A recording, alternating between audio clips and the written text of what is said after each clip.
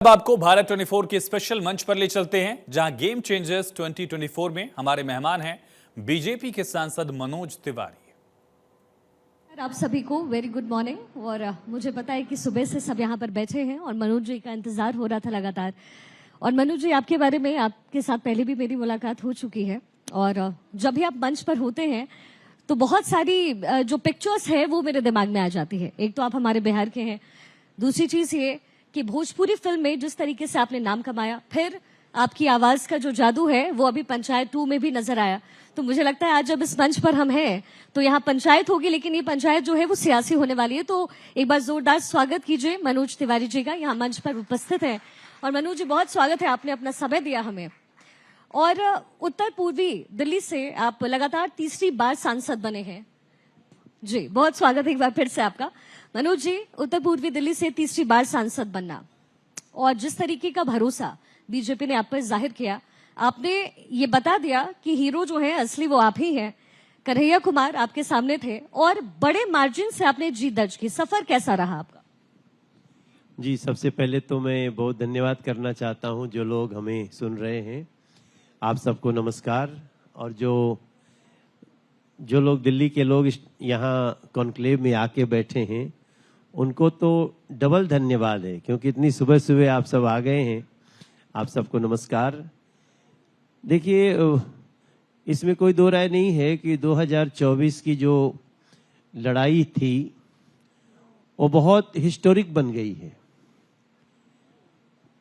हर चीज को देखने का सबका अपना नजरिया होता है। मैं मानता हूं कि ये नए भारत की इससे विश्वासपूर्ण तस्वीर नहीं हो सकती है, जहां एक व्यक्ति को, जिनका नाम नरेंद्र मोदी है, उनको देश की जनता ने तीसरी बार क्लियर मेजॉरिटी के साथ भारत का प्रधानमंत्री बनाया हो।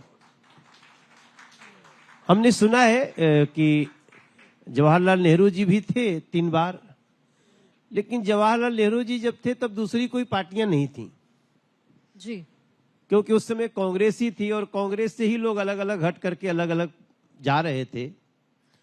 लेकिन 2024 में इतनी पार्टियां हैं कि गिनती की गिनाएंगी नहीं, और सबका अपना अपना रीजनल एक इंपॉर्टेंस है। कई बार तो कांग्रेस जैसी बड़ी पार्टी को भी रीजनल पार्टियों के चरणों में बैठ करके भीख मांगनी पड़ी है, तब जाके उनको साथ लिया उन लोगों ने। ये बात बोलते समय मैं कुछ मुझे गुरेज नहीं है, क्योंकि ये सच्चाई है, क्योंकि कांग्रेस बहुत बड़ी पार्टी होती थी। वैसी स्थिति में मेरा भी तीसरी बार सांसद बनना, क्योंकि दिल्ली से भी आज तक कोई तीसरी बार लगातार सांसद, तीसरी बार बना ही नहीं था सांसद जी, तो वो भी मनोज तिवारी के हिस्से में आया, भारतीय जनता पार्टी के हिस्से में आया। और सातों के सातों हमारे प्रिय भाई प्रवीण खंडेलवाल जी सामने बैठे हैं, और इस चैनल के ओनर तो हैं ही वो, जिनकी बात मैं अगला करने जा रहा हूं, लेकिन मेरे लिए वो एक उनको मैं कई मामले में अपना शिक्षक भी मानता हूं। एक बहुत लंबे समय से मैं उनके साथ संपर्क में हूं और दुनिया उनको जेसी कहती है, मैं उनको जगदीश चंद्रा जी बड़े भाई बोलता हूं। वो भी सामने बैठे हुए हैं और उनकी यात्रा अभी बहुत बड़ी बड़ी होने वाली है जी। तो मेरा ये मानना है कि 7 के 7 सांसद दिल्ली से तीसरी बार दिल्ली की जनता के द्वारा जिताना, ये भी एक नया इतिहास है और इस विश्वास की कदर हम करना जानते हैं। आगे हमारी यात्रा जारी है। आज भारत 24 में मनोज तिवारी है जी। और क्योंकि मनोज जी आपने यात्रा की बात कही है, तो अगला पड़ाव जो है वो आपका अगले साल होने वाला दिल्ली में जो विधानसभा चुनाव है। विधानसभा चुनाव को लेकर के क्या तैयारी कर रहे हैं आप? देखिए, पूरी तरह से हम लोगों की तैयारी क्या है, लोगों को समझाना है। दिल्ली में एक भ्रम को, एक भ्रष्टाचारी लोग भ्रम फैला करके एक लंबे समय तक दिल्ली में शासन किए। 2013 से है वो शासन में, और दिल्ली को जितने धोखा दिए जा सकते थे उन्होंने दिए हैं। आज दिल्ली में स्थिति ये है कि दिल्ली की गलियों में आप चलते समय आपको महसूस होगा कि मैं शायद देश के सबसे पिछड़े गली किसी क्षेत्र से गुजर रही हूं, ऐसा आपको लगेगा। थोड़ी सी बारिश होती है, बाढ़ की जल जमाव की स्थिति आप देखते हैं। दिल्ली में बुजुर्गों का पेंशन बंद हो गया है। कल पार्टी ने एक बहुत बड़ा, हमारी भारतीय जनता पार्टी ने एक प्रोटेस्ट किया, तब आज उन्होंने कहा है कि हम शुरू करने जा रहे हैं। दिल्ली में पिछले 10 साल में एक नया गरीब का राशन कार्ड नहीं बना है। दिल्ली में 1024 स्कूल थे जिसमें 4 स्कूल बंद हो चुके हैं, जबकि 500 नए स्कूल बनाने का पहले ही 5 साल में वादा था। आपको जान के दुख होगा कि दिल्ली में हर साल 9th क्लास में और 11th क्लास में 1 लाख बच्चे फेल किए जाते हैं। इसलिए फेल किए जाते हैं कि परीक्षा में बैठेंगे तो रिजल्ट खराब होगा दिल्ली का, तो दिल्ली के जो आम आदमी पार्टी सरकार का चेहरा है उस पर दाग लगेगा। अब मेरी समझ में नहीं आता है कि बच्चों को पढ़ा करके पास कराना शिक्षा की जिम्मेदारी होनी चाहिए। अब इसके बाद हमारी तैयारी क्या होगी? हमारी तो यही होगी कि मैं दिल्ली की जनता से, हम लोग कहेंगे भैया 26 साल से बीजेपी दिल्ली की सरकार में नहीं है, या तो कांग्रेस रही या तो आम आदमी पार्टी रही। तो मैं हाथ जोड़ के प्रार्थना करना चाहता हूं कि एक बार 5 साल के लिए भारतीय जनता पार्टी को मौका दीजिए, नरेंद्र मोदी जी को डबल इंजन दिया जाए और हम 5 साल में कहेंगे नहीं, करके दिखाएंगे कि दिल्ली का हक क्या क्या बनता है। ये हमारी तैयारी। बहुत बहुत शुभकामनाएं इसके लिए आपको, और तैयारी तो आपकी चल ही रही है। लेकिन मनोज जी, एक सवाल जो दिल्ली की जनता के जहन में या फिर पॉलिटिकल पार्टीज भी आपसे हमेशा पूछती रही है, चेहरा कौन होगा? चेहरे को लेकर के कि बीजेपी किसे मुख्यमंत्री का चेहरा बनाती है, ये सवाल लोगों के जहन में रहा। तो क्या इसका जवाब आपने ढूंढा, कुछ मिला है? देखिए, हमारा ये सवाल में हमें उलझाते जरूर हैं लोग, लेकिन अरविंद केजरीवाल का तो चेहरा मिला था दिल्ली को। क्या हुआ? आप देखिए, अरविंद केजरीवाल तो मैं समझता हूं बहुत बड़ा चेहरा समझ के उनको चुना था दिल्ली ने। आज वो चेहरा ही जेल के अंदर है, कोर्ट बेल नहीं दे रही है। मुख्यमंत्री होते हुए इतनी बड़ी बड़ी बातें करते हुए कि कोई रिश्वत मांगे तो फोटो खींच लो, यहां अपलोड कर दो, वहां कर दो, और खुद ही अपना ही वीडियो बनवा बैठे कि ये विजय नायर हमारा अपना आदमी है, 100 करोड़ दे दो इसको। इसका वीडियो है, इसका पूरा फेस टाइम वीडियो कॉल पे सब कुछ प्रूफ आ गया, और जिससे बात किया उसी ने दे दिया। तो चेहरा, आप बताइए कि चेहरे से काम होगा या कार्य नीति से, पॉलिसी और नियत से काम होगा? मैं प्रार्थना करना चाहता हूं, ये चेहरे की बात थोड़ा सा पीछे छोड़ देते हैं। हमने क्या कहा? नरेंद्र मोदी जी को डबल इंजन दिया जाए। भारतीय जनता पार्टी का कोई भी एक कार्यकर्ता आगे बढ़ेगा, लेकिन उसके साथ पूरी भारतीय जनता पार्टी के साथों सांसद होंगे, उसके पीछे नरेंद्र मोदी जी की वर्किंग शैली होगी, उसके पीछे भारतीय जनता पार्टी की नीति और नियत दोनों होगी। इसलिए चेहरा छोड़ करके इस समय कोई ना कोई तो बनेगा ही। हमने मध्य प्रदेश में चेहरा पहले तो नहीं कहा कि कौन होगा, मिला। राजस्थान में कौन नहीं बताया, मिला। उड़ीसा में नहीं बताया, मिला। तो अब पार्टी में कितनी अच्छी बात होती है कि आप ये मत सोचिए कि जो सामने पहली चेयर पे बैठा है वही वीआईपी है, वही आएगा। वीवीआईपी कल्चर लाल बत्ती वाला भी खत्म हो गया, और वीवीआईपी कल्चर आगे बैठने वाला भी खत्म हो गया। पीछे से भी कोई आएगा और आकर के चीफ मिनिस्टर की चेयर पे बैठ जाएगा। इस बार ये हम काम देखें, हम काम की बात करना चाहते हैं जी। अच्छा, काम की चूंकि आपने बात की और आपने इन तमाम जो भी प्रकरण हुए उसका आपने जिक्र भी किया, लेकिन उनकी तरफ से कहना ये है कि ये राजनीति से प्रेरित है, क्योंकि एक एक करके जो है बेल मिली है, तो अब इंतजार हो रहा है कि जो उनके आला कमान है वो आ जाएंगे। तो वो कह रहे हैं कि ये तो राजनीति से भाई साहब प्रेरित है और शायद इसी पे वो विधानसभा का चुनाव लड़ने आगे। अगर राजनीति से प्रेरित होता तो बेल कैसे मिल जाती? बेल मिली तो हाँ 17 महीने बाद मिली। अब इसमें कोर्ट को आप दोषी ठहराना चाहते हैं क्या?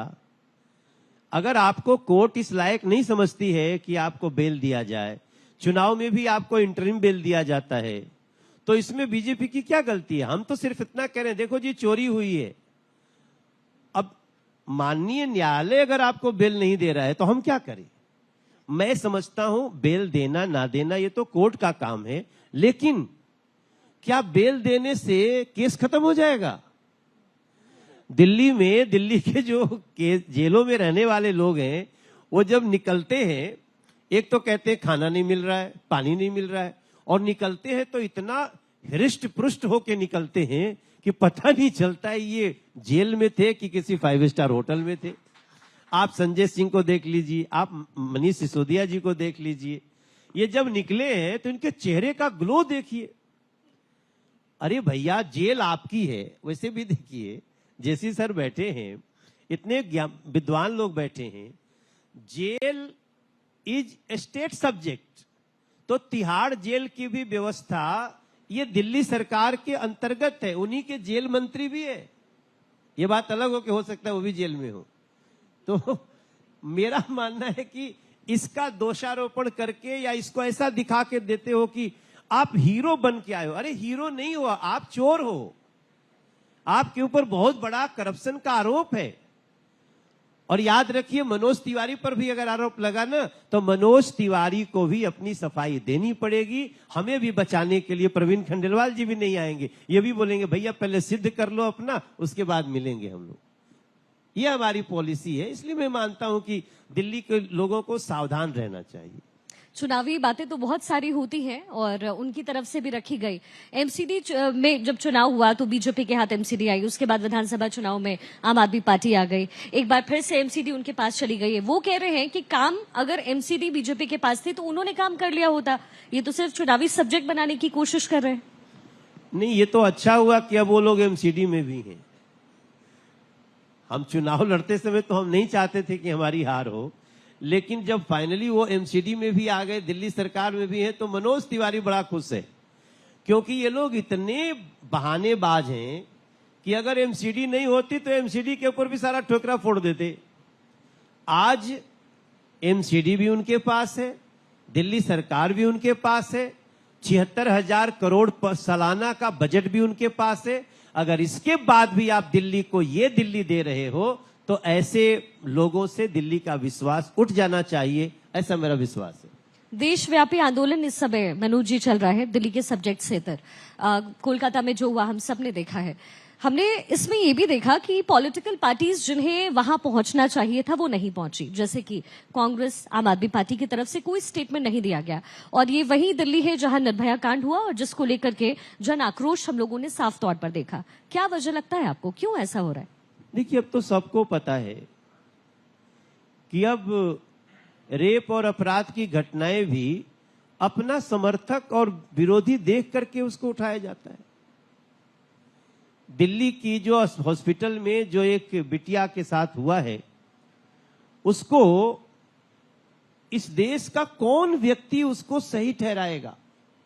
लेकिन कांग्रेस वहां पे विरोध प्रदर्शन नहीं कर रही है, लेकिन वहां पे आम आदमी पार्टी नहीं करे, क्योंकि इससे ममता दीदी को चोट पहुंचेगी जी। अब यही तो हम देश को बताना चाहते हैं कि भाई जहां अपराध हो तो अपराध के खिलाफ बोलिए, और यहां तो अपराध को छुपाने की कोशिश की जा रही है। अब जो पश्चिम बंगाल में हुआ है, घटना जितनी दर्दनाक है उससे ज्यादा दर्दनाक उसको छुपाने की कोशिश है जी। तो मैं निशब्द हो जाता हूं। ये देश के लोग बहुत समझदार हैं, बहुत इमोशनल हैं, और वो लोग ये सारी कुछ देख रहे हैं। मेरा तो दिल रो रहा है। मैं बहुत सारी घटनाएं घटती हैं, लेकिन जिस प्रकार से पश्चिम बंगाल की घटना को सरकार छुपाने में लगी है, वो इस देश में एक बड़ा नजीर है जी। और सीबीआई इंक्वायरी में सब कुछ सामने आ रहा है जी। और इसी बीच हमारे बीच यहाँ पर जिमी शेरगिल जी हैं, और जितने भी लोग यहाँ बैठे हैं, जिमी शेरगिल को हर कोई जानता है एक चॉकलेटी हीरो के रूप में, और बेहतरीन अभिनय इनका रहा है। बहुत बहुत स्वागत आपका जिमी जी। जी मनोज जी, और चूंकि चुनाव से लेकर के तमाम मुद्दों पर चर्चा हुई है, और क्योंकि अब हम अपने आखिरी पड़ाव पर हैं इस कॉन्वर्सेशन के, और जैसा कि मैंने आपको इंट्रोड्यूस किया, पंचायत का हमने जिक्र किया। पंचायत सोहर है जो हमारे यहाँ गाई जाती है जब बच्चे का जन्म होता है कि बच्चा ये बनेगा, वो बनेगा, कलेक्टर बनेगा, डीएम बनेगा। तो मैं चाहूंगी कि अगर आपका दिल करे तो अगर 2 लाइन आप यहाँ पे गुनगुना सके। नहीं, मेरा तो दिल आज कुछ और कह रहा है, क्योंकि जो परिस्थितियां हैं, हम उसमें ये भाव तो नहीं देना चाहते हैं कि एकरे तो रहल है जरूरत, लेकिन चूंकि मैं दिल्ली का एक सांसद हूं और मैं भारत 24 पे एक लाइन गुनगुनाना चाहता हूं कि मेरी दिल्ली को किसकी नजर लग गई है, दिल्ली की हवा क्यों जहर बन गई है। क्या हुआ है गलियों में लोग गिर रहे हैं, यमुना के पानी से जीव मर रहे हैं। ये दिल्ली की व्यवस्था कहाँ सो गई है, दिल्ली को किसकी नजर लग गई है। क्या बात है। ये हमारा आज का भाव है, यही हमारा दर्द है। बहुत बहुत शुक्रिया मनोज जी हमारे शो का हिस्सा होने के लिए। Thank you so much. और मैं भारत 24 को 2024 में मैं चाहता हूं कि ये हम 2024 के कॉन्क्लेव में हैं और आने वाले समय में ये चैनल देश का नंबर 1 चैनल बने। जैसी साहब की कोशिशों को परवान चढ़ाया जाए और इनकी जो निर्भीकता और निष्पक्षता है, मैं उसका बहुत मुरीद हूं। जी। ये हमसे मुस्कुरा के मिलेंगे, लेकिन अभी गलती होगी तो सबसे ज्यादा ठुकाई मेरी भारत 24 पे ही होगी। इसलिए मैं इसको बहुत प्यार करता हूं क्योंकि इसकी आवश्यकता है। Thank you so much. बहुत बहुत शुक्रिया आपका।